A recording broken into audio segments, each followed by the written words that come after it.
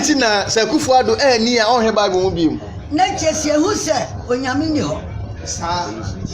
wadi awie na ye hu so onyame ni ho wadi awie sa se die Akufo Addo ayama oman no ni anso ni wa ni Akufo Addo ode afu antosu ni fie nwotwe dia ni le Ghana manim ni aye fitiani asese ni din and your friend say mechanic Zana prophet kumichacha ma sesa me YouTube no ba bia me hwe bia ma change afro and ma ba too much GH hwe na prophet kumichacha me so me hwe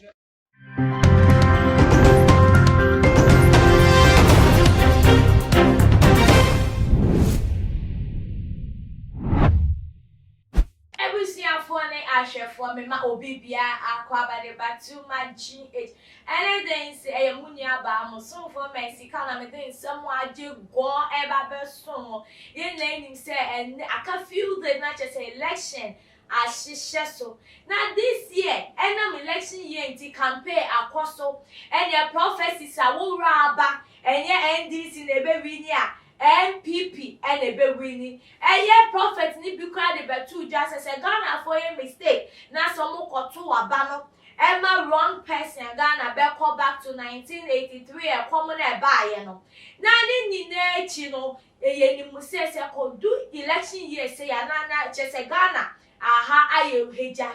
na we ase afane na election koso no aye na system ni mu no emu ye hye papa na sa na Ghana so emre ne ya ban yi emu aye hye na anything won say e ba say na presenters radio stations televisions omodwuma ba and your granting one interview to another interview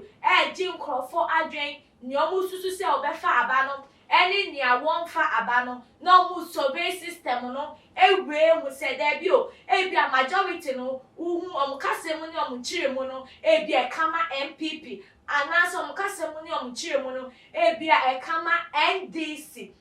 na eno na sa surveying no e kopie mu se ye presenter ba kokko e kopie mu wo eye ma mi penyi anani afiso akasa na mama no se wo steady the picture na utumi hu se wo akika ko ne 100 mu a kire so wanti ase ko ekiri akasa na that age na monoposa mfa no na se wotimi ka nsem bia na ese hu se mama no e asem a wo aka no ase bia wonya revelations bi anase ne gidie bia ko hye party ba ko mu pa na mami nsem se ne osika no adie wo se onu party a odi na ni esisu se wono no befa aba no ye MPP New Patriotic Party se ekowie mu se enye omu no mbesa fa seat Ghana seat ni piem this presidential seat ni piem dia wono ne Bible a wakanya fiti ne mofra se bedu age a wono wo beja atwo na ne obesa ka to so kra ne se onyankopon enyi wo biem na etiefo mo dia mo ma menka no senya wo ka ne nsem papa ne nsem se no kato wo sa no I say if he loses and only New Patriotic Party president awosiso flag bearer na sem na wo ka no if he loses I won't touch my Bible again. His lose will mean there is no God and no need to use the Bible again. Say yeah, His Excellency Nana Addo Dankwa Akufo Addo. Woti akonya so say ko ba se enye wonu no win sa election 7 December ebe kwaso yi dia wono no ne Bible na ne gidie wo ma we kura no or the Bible no ebe to nchen ana se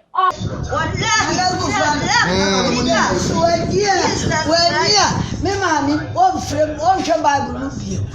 denti na Sakufo Addo ni a on he Bible mu biem na chese hu se onyame ni ho sa wadi awie na ye hu so onyame ni ho wadi awie sa se die Akufo Addo ayama oman no ni anso ni wa ni Akufo Addo ode afu antosu ni fie nwotwe dia ni le Ghana manim ni aye ka so onyame ni onyam se me maami Akufo Addo be win ni ba be ma yeso ahe awo de obayi kan sanete ai ai wa mbese otu wonu tu na me hu first no odi ye ye dane ko baby onyankopon so odro trome etime so me ko odro trome odom say na na kufu wadi di onyame ayeni ye tia me amen. Thank you. Ayé nyame. Yo. Ana ene migiri se MPP so eda wase.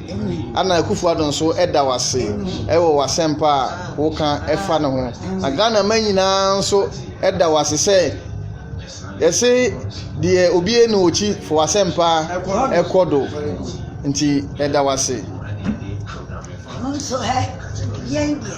yasum na etiefo mami nsemu ya odi aba betu dwa no dudu na atutu se oh we dey monopause mamuma we convince mo mamu enye te se eye dan ya MPP ne be wini na there bi maame no omututu se yenyi na eye ne sa yenna yesu ni mu se Ghana ha election yi course prophecy saba dudu na atutu se eye MPP ne befa na do ebi nso about say NDC ne befa na mo ndi se mami nsemu a working eye bibi a wo hu na confirmation no akwa sa bia ye wona na etiefo moma ye nhwemo election date no abenya no kokomoti power say ko exercise ni duty na mo hwe send presentations akoso campaigns akoso rallies akoso a eni nkrofo adwe nkyira misusu se eni maami no asemu a wo ka no pemu ana se chese odafa okra na maami susu ya wo susui wo hwe se nya wo kire mu a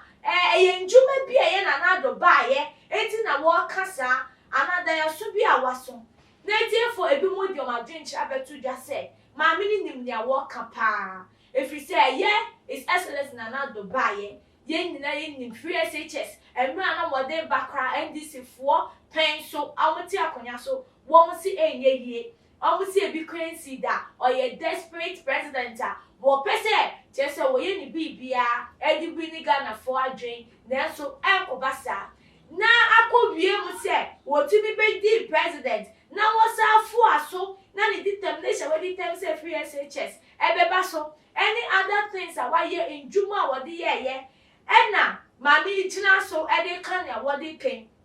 enti ma obi ntina bebi nka se eye monopause ana mame ni nim nya wo ka mame no onim nya wo ka papa na dudu na susu se there bi eye den ya NDC se mame ne be po ne Bible se won po ne Bible se obeka se nyame ni wo se obeka se nyame wo ho eye den ya NDC abai no ene be sa be fa akonya no na etiefo wo hwe se na enyomani kokwa na election year se na ebekwa ne boko anase se nya sofo ahye nkomo no ebe masakasaka ye bi esi se na esitie bia misusu se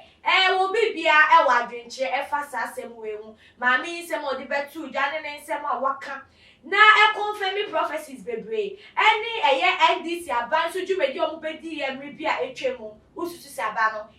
wine kra na ebekọ ede ama nini na emu no adwenkyere ewu behia wa adwenkyere bi awo drop it when your comment section wo efa maye afi wo subscribe ye so a tuwa na mo na subscribe na tu magilege de ye wo dwumedi bebre ede ma live screening interviews discussions and breaking news bia so ye betu drama won so won sa etumi akabi na afi so wo bon model like channel we share and promote and then so bunya ba mo so for Mexica and am dey jubede ba so na before me dey ma no besi won jumeko a won mo so ya se mama Gillette Ventures oba pese wo kitchen ye fe na wo bowura wa wetimi apie ntam dey abomode afa mama Gillette number na friend afi loan master malone within 24 hours na yansa government worker e wo Ghana na wo ye urgent money bomode afa loan master number na obebua ama wenya urgent money bi a wo ye for urgent project etiefo aha ena muni aba medi mu besi that's ne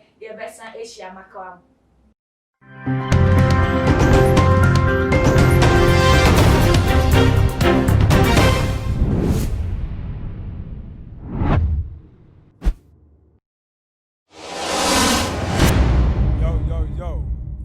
Too much GH nie Ghana for ahwɛfoɔ atiefoɔ onipa bi a wo subscribe ɛwɔ too much gh no subscribe wɔ na ahintasɛm ɛnsɛm a ebuafa ɔman Ghana so ɛna yɛde brɛ mu one God nie the only one God in gh ɛhɔ ɛna da bia mehwɛ abrɛkyefoɔ ɛne Ghanafoɔ mo a mo wiase afa na nyinaa me recommend ɛma mo too much gh